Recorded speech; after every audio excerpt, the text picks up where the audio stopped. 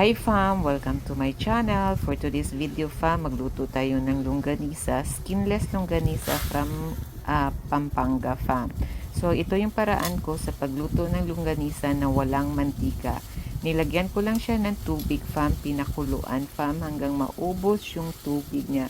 Hinayaan ko lang siya hanggang mag-dry na at lumabas na yung sarili niyang mantika fam. Mas gusto ko kasi yung hindi niluluto sa mantika, fam. So, ito na siya, fam. Ayan.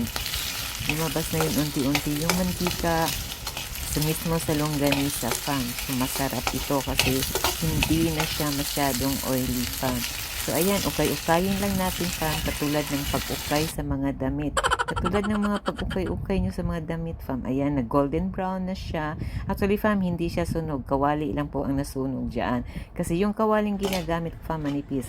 Ayan na ang mantika, fam, at nilagyan ko na siya ng kanin, fam.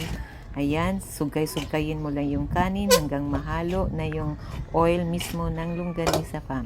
Ito na yung almusal ko, fam. Masarap to, fam. Hayaan lang natin imikos-mikos yung kanin, fam. So, ayan. Enjoy for watching, fam.